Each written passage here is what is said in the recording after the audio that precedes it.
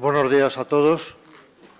Me corresponde, una vez más, como director de la escuela, dar la bienvenida a todos los participantes a esta mesa redonda importante, que en un momento en el que lo explicarán ahora mis compañeros de mesa, los que presentaré en un segundo, pues hay una serie de acontecimientos que van a marcar un poco el rumbo de la política internacional en el tema de la sostenibilidad, de la lucha contra el hambre, etc. Me acompañan en la mesa el profesor Ignacio Trova, alma mater, impulsor de esta mesa redonda, en un formato que comentábamos hace un ratito un poco especial de precafé y no coffee break. Quiere decir que a continuación se celebrarán las dos mesas previstas, que ya explicarán ellos. Me acompaña Marta Pedrajas, que es del Ministerio de Asuntos Exteriores y Cooperación. A la derecha está Manuel Sierra, que es profesor de la Universidad Politécnica de Madrid y adjunto al vicerrector de Relaciones Internacionales, si no me equivoco. Y, por último, pero no menos importante, Alberto Garrido Colmenero, catedrático de la escuela,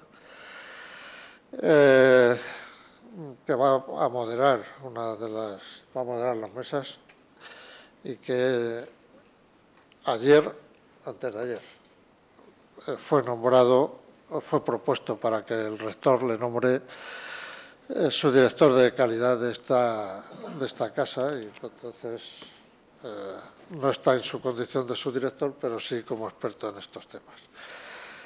Dar las gracias a los organizadores, por supuesto, por el esfuerzo que sé que han hecho. Cuando el profesor Trueba nos propuso organizar esto, nos pareció que era un utópico por las pocas fechas que teníamos y por las fechas, además, en este mes de mayo, que todos son fiestas,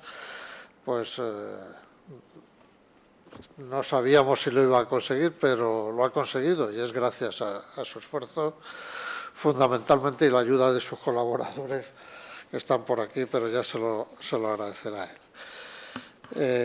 Desear una fructífera mañana a todos y agradecer la presencia de todos ustedes, conocidos y menos conocidos, profesores de la escuela, y bueno, tenemos hasta a nuestro capellán, que nos puede auxiliar en cualquier momento que lo necesitemos. Bueno, perdón por la pequeña broma con Francisco, tenemos la suficiente cordialidad con nosotros para hacernos esto. Él lo hace también cuando hace una homilía, de manera que no robo ni un minuto más a las personas importantes, que son los que vienen después. Le doy la palabra al profesor Trueba, al moderador, al profesor Garrido. Muchas gracias, director. Con lo que él ha anunciado sobre mi nuevo cargo de responsable de la calidad, si falla algo hoy, ya me va a arrojar un poquito de sombra. Bueno, buenos días. La historia de la ciencia económica es en parte el estudio del proceso de la generación de riqueza, desde siempre, y basada en parte en la observación inmediata del hecho de que algunas sociedades y países crecen más deprisa que otros y progresan más que otros. Esto quizá es interesante mencionar que el mismo Voltaire, en su libro de Cándido, que aparte de ser un libro excepcionalmente divertido, pues sitúa a Cándido y a su personaje, a su acompañante Pangloss, en un momento del libro lo sitúa en Argentina, cuando no existía Argentina, porque el libro se escribió en 1759. Y Cándido y Pangloss se preguntan por qué los campesinos de Argentina viven mejor que los campesinos franceses. ¿Cuál es la razón por la que en Argentina, en esa época, mitad del siglo XVIII, vivían los productores, los campesinos que estaban en América, vivían mejor que los franceses. Todo, desde la historia del pensamiento, ha sido una pregunta recurrente, preguntarse por qué hay sociedades que mejoran, que progresan más que otras.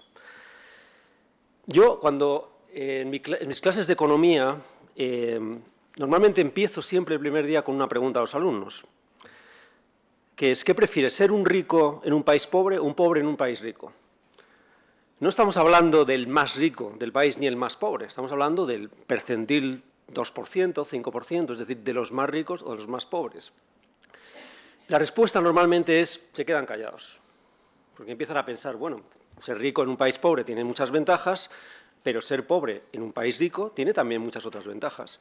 Pero con eso les ayudo a pensar que el contexto, el país en el que uno vive, es algo muy importante, que uno puede ser una persona muy rica y muy favorecida en un país, pero si el contexto en el que está no es bueno o es muy pobre, pues eso tiene también muchas desventajas. Bueno, en la historia del pensamiento sobre la pobreza y el desarrollo podemos trazar una línea arbitraria de todos los libros que se han venido publicando, que yo sitúo arbitrariamente en la publicación del libro Del fin de la pobreza de Jeffrey Sachs en el año 2005. ¿Por qué menciono este libro? Bueno, no porque el cantante Bono lo prologara, lo cual está bien, y realmente pues, le dio muchísima potencia mediática, y estableció un modo de pensar y analizar la pobreza que miraba las circunstancias del ser humano y trató de explicar lo que más le podría ayudar para salir de la pobreza. Pero Sachs no concluyó que las instituciones fueran clave, que el derecho humano fuera clave, que el mercado fuera clave, que la estabilidad macroeconómica fuera clave, que la historia de los procesos coloniales lo fueran, ni siquiera la ayuda al desarrollo, la configuración geográfica, o que un país tenga o no acceso al mar, tampoco la productividad agraria o las particularidades culturales. Sachs puso el énfasis en la lucha contra las enfermedades, como la malaria y la desnutrición, y a partir de ahí construyó su pensamiento diciendo lo más eficiente es poner el énfasis en la salud de las personas. Pero después de Sachs llegaron Gollier, con sus libros sobre las guerras y la configuración geográfica, Hernando de Soto, con sus ideas sobre el capital, aunque esto lo se publicó en el 2001, Easterly, que golpeó 2 veces, una vez dándole al Banco Mundial el FMI en la cabeza y la otra, más reciente, incidiendo en la importancia de los derechos humanos y la democracia, con la hipótesis de que si un gobierno tiene que ser votado, eso ya tiene implicaciones muy importantes. Acemoglu y Robinson sobre las sociedades extractivas.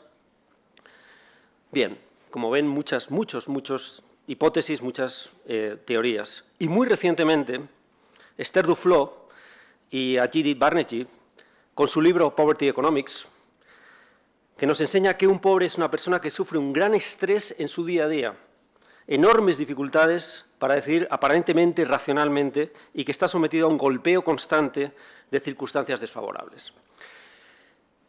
Bien, Duflo y su laboratorio defienden el uso de las evaluaciones aleatorias para responder las preguntas fundamentales de la pobreza. Y una de las preguntas, por ejemplo, que es muy relevante por el sitio en el que estamos, es ¿por qué los agricultores pobres no utilizan fertilizantes? Porque aparentemente sería racional utilizarlos a pesar de los apoyos que hay para hacerlo. Bien, Duflo ha revolucionado la visión de las políticas y por ello ha recibido el premio Princesa de Asturias sobre ciencias sociales hace 2 semanas o 3, y es una mujer que tiene 42 años. Bien, ¿qué podemos concluir de todos estos autores y libros, de los cuales he citado 5 o 6, pero habría 200?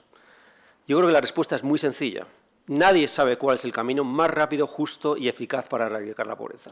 Nadie, en mi opinión, puede decir que conoce la receta justa, porque en buena medida las estrategias no son neutras a los valores o a la ideología, y además siempre generan efectos redistributivos entre una generación y entre generaciones. Por eso es tan difícil planear una agenda de desarrollo, y por eso es absolutamente oportuno celebrar el seminario de hoy.